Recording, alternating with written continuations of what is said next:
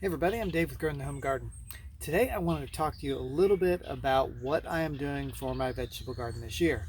And because we are in the middle of the process of building a house and moving, we found out that the moving date is probably going to be sometime in the middle of summer before the garden is done growing and just kind of in the middle of everything. So it's going to kind of be a very difficult year for me to continue growing here at this site and still be able to harvest the things that I really love from the garden, which are mostly the tomatoes and the peppers, uh, especially those jalapenos. Love the jalapenos. But anyway, what I'm having to do this year is grow in pots.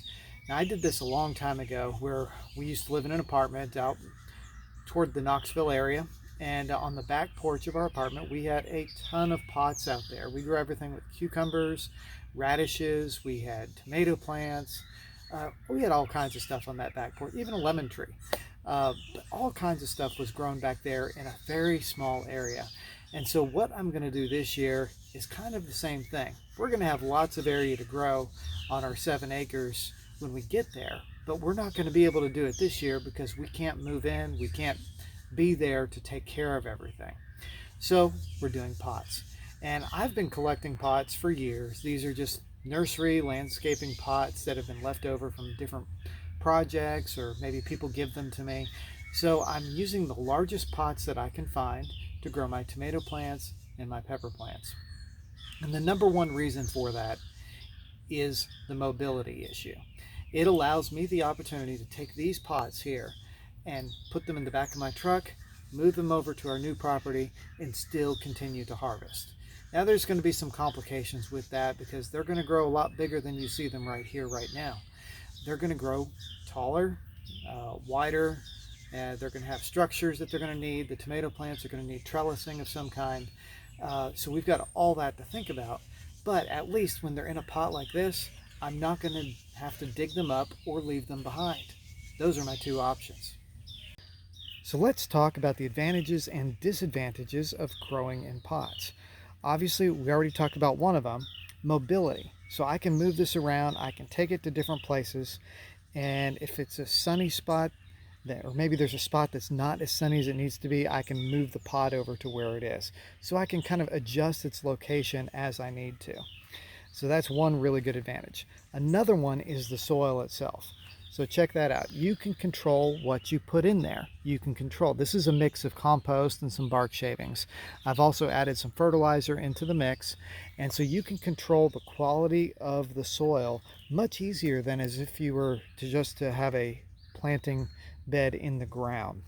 Of course, if you do raised beds and stuff like that, you also have the similar advantage to growing in the pots in that you can control the soil quite a bit. So you can also control the moisture level in these pots very good. So there's not going to be any of these pots that are going to have bad drainage. They're all going to be free flowing. The moisture is going to come right on out. Now that does actually pull together a disadvantage in that you could, in the summertime when you got lots of heat, have to water these possibly 2 times a day. They've got to have enough moisture to sustain the plant, and if it's drying out too quickly, which pots tend to dry out quicker than they would in the ground, you're going to have to water more often. Now another disadvantage of growing in pots is going to be the soil itself. It's twofold. It's an advantage in that you can control what kind of soil you put in there. You can make the soil. But it's also a disadvantage in that it can be very expensive to get all these materials and put it together into pots, unless you have access to those type of regular natural organic materials like manures and compost and things like that. In which case, then maybe it's not so bad. But in my situation, I've had to purchase a lot of the materials I put into the soil, and so that can be a disadvantage and make it a little bit more expensive to garden. Another problem could be that you're not able to grow everything that you would grow in an in-ground bed. It's very likely you're not going to be able to grow things like corn. A lot of your trellising type plants, your cucumbers, your zucchinis that vine out, watermelons, cantaloupe, all those kind of things are going to need the sprawling space.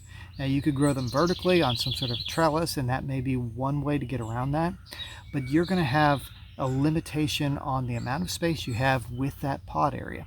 You're probably going to want to stick with things that grow within that pot, like your tomatoes, your tomatillos, peppers, and different plants that can be a little bit more contained than those others. Another advantage is going to be that there's not going to be as many weeds in my pots. It's all fresh soil that's been put in this year, and check that out, there's not a weed to be found in that pot.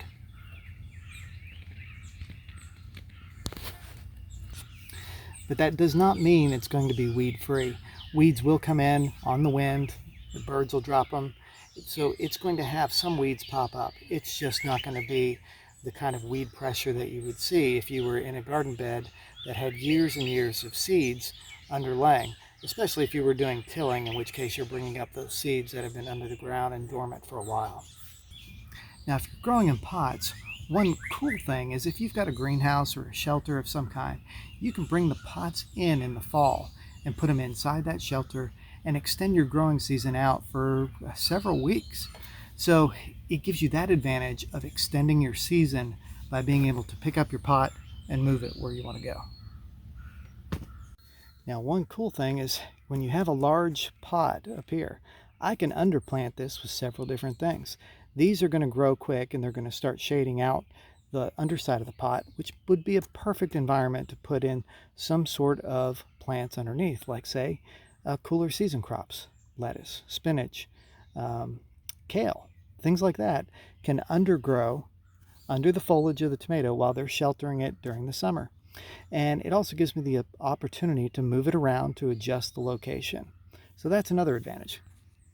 So pots are a very good way to grow your vegetable garden, and they can solve some problems for you, especially the small space, or maybe you're having to move your potted plants to another location, extending the season. There's a lot of good advantages to it. Of course, the disadvantages being you're probably going to have to water more often because you've got all that surface area up above the soil that's now getting exposed to air and is going to dry out a lot faster.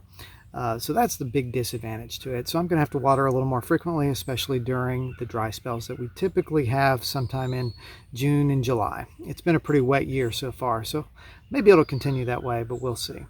But anyway, I'm Dave from Growing Home Garden. Hope this video was helpful and interesting, and hit the like button, subscribe, and follow along this year for more gardening.